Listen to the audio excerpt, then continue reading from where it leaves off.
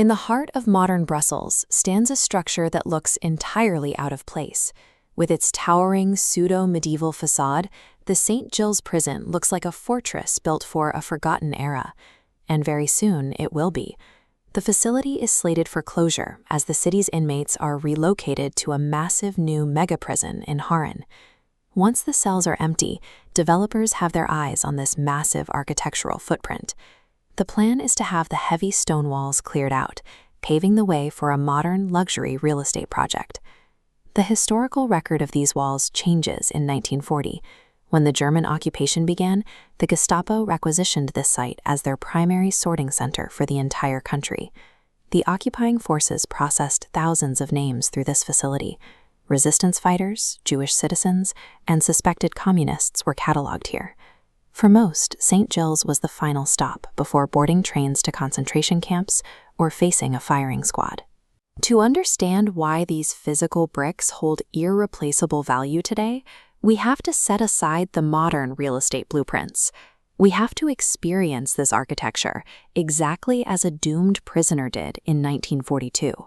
For a new arrival, the building immediately launched a sensory assault. A heavy iron gate slammed shut, and the prisoner was marched into an enormous glass rotunda. Steps on the metallic walkways echoed through a space that survivors described as having the dead, crushing silence of a cathedral. The silence was entirely intentional. The Gestapo operated the prison under a doctrine they called alles Sperre, total prohibition. This was a policy of complete isolation designed to fracture a prisoner's mind before they ever reached an interrogation room. The physical space enforced that isolation. Inmates were locked into cells measuring exactly 2.5 by 4 meters. The room offered a single wooden chair, an iron bed with a mattress made of wood shavings, and a bucket. Left alone in that box for weeks, the psychological pressure compounded. Prisoners agonized over who had betrayed them to the authorities. They spent hours staring at the single high window, waiting to find out if they would ever see freedom, or if their next walk would be to the execution post. The building itself was engineered as a machine. Its geometry, acoustics, and isolation protocols operated to systematically strip away the inmate's sense of connection to the outside world. But a flawless architectural blueprint only works if the occupants comply. Inside Saint-Gilles, the prisoners learned to use the building's own design against their captors. They started by breaking the silence. Inmates realized that the metal heating pipes running through the lower corners of the walls acted as perfect acoustic conductors. By pressing an ear to the wall and tapping the pipe, they established a sprawling, invisible telephone network that bypassed the heavy iron doors. Others exploited lines of sight. When a young man named Andre Tates realized his arrested father was being held on the floor beneath him, he invented a visual hack. He assigned numbers to the alphabet and used a simple towel hung from his window to flash coded signals across the courtyard. Even the daily rations became a loophole. A prisoner named Joseph Berman volunteered to distribute meals.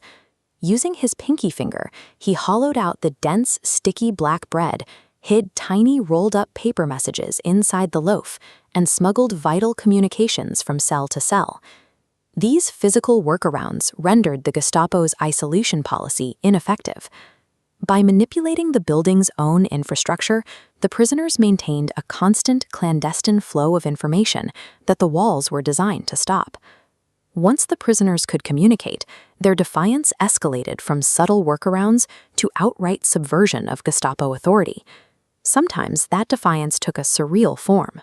Jeff Fontaine, an acrobat who had lost a leg, would routinely remove his glass eye, take out his dentures, and strip completely naked, and perform a series of acrobatic flips in his tiny cell, deeply confusing the German guards watching through the peephole, while keeping the morale of his cellmates alive. Other acts were quietly devastating. The inmates condemned to die were occasionally offered a final meal of rare white bread, ham, and cheese. Before being taken to the firing squad at dawn, many of these men rewrapped their food and smuggled it back into the general circulation, giving up their final comfort to keep an unknown stranger alive.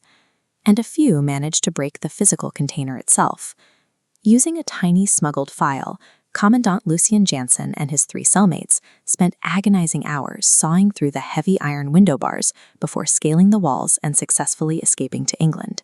That escape is permanently recorded in the stone. Today, a commemorative plaque hangs on the exterior wall of the prison, marking the exact coordinates where they breached the perimeter. Every successful escape or act of internal defiance broke the logic of the prison. These moments proved that even the Gestapo's most restrictive architecture had limits they could not enforce. Which brings us back to the present-day real estate debate. These acts of defiance and suffering did not happen in the abstract. They are tied to exact, surviving physical coordinates in the center of Brussels. A single written testimony describes the conditions, but standing within the 4-meter span of a cell provides a different scale. One can touch the same iron bars and see the exact high-angle windows that defined a prisoner's world for months. The bronze and stone memorials currently bolted to the exterior serve as permanent markers of this history, turning the building itself into a primary source of the occupation. If the prison is demolished for luxury housing, the physical coordinates of these events vanish. Erasing the site removes the tangible evidence of the resistance, finishing a process of disappearance that began during the war, this time through the permanence of concrete and real estate.